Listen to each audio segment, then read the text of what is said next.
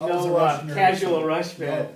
Oh, It either does on not one side or exist. the other, yeah. So Yeah, you either love them or you can't stand that's, them. that's probably my biggest brand that I've had for a long time. That's cool. That's So cool. I'm a Rush nerd. Anyone else?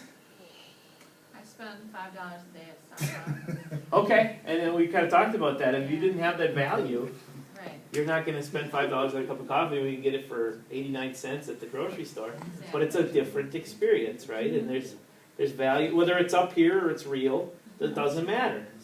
Because to you, it's important. It's delicious. And for a lot of other people, by the way, they wouldn't be able to do what they do. Absolutely, very good example. Rush is kind of culturally Exclusive? far away from my upbringing. I tell you, Rush too. Well, they're from Canada, so that's a big... Yeah, take off. What attracted you to this brand? You're all here, so it must have worked, but I want to hear what you're thinking. I came here because my mom has got her master's degrees from here, and she said it was a Okay. good school, so very well respected, so I took her opinion.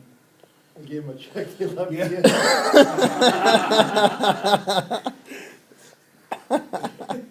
There's got to be some more value in it than that. There's a lot of other schools locally that don't have the brand value for most people. They're online. Yeah, I didn't come here because of the brand. I came here because it was flexible with my schedule. So it wouldn't Okay. the name wouldn't have mattered to me when I was choosing this school. Okay. But there's other schools in the area that have the same kind of flexible situation. Well, What I made you was choose Stritch? One of my coworkers came here Okay. and just mentioned how it was easy to do with work, because we both worked at the same job. We talked about you can't control word of mouth, and so it's not actually advertising, right? But whether you can control it or not, that's definitely part of the brand because it affects the perception. And so you know because your coworker said it was good, that maybe helped you make the decision, even if it wasn't a strong value proposition for you. It definitely helped, right? In all seriousness, when I worked in education, a group of our teachers went and got their masters through Cardinal Stritch and spoke highly. And one of my friends who was a teacher became an administrator here at the college. Oh, And okay. So I had a little inside track as to how things were done. So it was all positive. Great. And I will say, it does have a good reputation in the community. Yeah, you just stole my thunder. Sorry. It was a combination of two things. First was reputation, because I knew some people who were affiliated, and I knew some people who had gone through the program here, and all the feedback was very positive.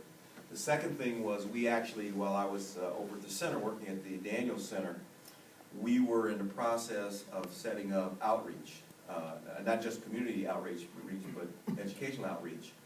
And a couple of years ago, the Department of Public Instruction dictated that all the choice and charter schools had to meet certain educational threshold or requirements relative to their teaching staff in order to remain accredited and be able to collect their money. So the staff at the charter school where I was working set up a program so that all of their instructors could go through Stritch to get their teaching accreditation. And part of the reciprocal agreement was that they would come over to the center and teach, a limited number of courses from, using the center as kind of a hub in that specific area of the community. But I had some prior knowledge just through reputation. In fact, there are about 3 friends of mine, if you go to the website, whose pictures, Oh, really? those scrolling pictures. Sure, they're in there. And I'm like, how'd you get on that website, man? So maybe I'll be lucky.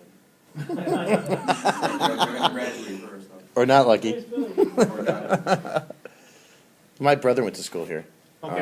And he graduated on the traditional track, so he wasn't in the adult program, but he, he's the general manager for Monash Corporation now.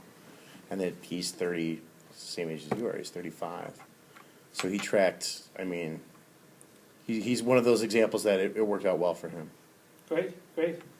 And there's lots of people in the community that have gone here over the years, because Stritch was a pioneer of the go-to-school at night type situation that you're still in today. My dad actually got his bachelor's degree just like you did. And so I had that part of the brand for me. And I actually didn't go here. I got my master's degree at a different school. But what I was concerned about is so many schools that were popping up in the area that I would consider diploma factories, because if you paid your tuition, you were going to get the degree if you lasted through the program, whether you worked hard and did quality work or not. To me, that's a tragedy, and it makes the brand for those schools much less, because when these people go out and they don't know anything, they don't know how to write, and they don't know how to formulate their thoughts and do, constructive criticism on what they're trying to accomplish. And APA format, of course. In APA format, of course. Employers around the area are going to know that, and it's going to affect that brand. And it's really unfortunate for those students that did work hard at those schools, because there's still students just like you that are really high functioning and are going to do a great job in their program, but they're hurt by the fact that they're passing people that they should be failing. And so I wanted to work for an organization like Stritch when I got the job here, because I wanted to be working at a place that I wouldn't have to worry about some administrator breathing down my throat. Well, you've got to pass Johnny because we need his tuition dollars, and not because he's doing anything that warrants getting an A or even a passing grade in the class. And I appreciate students like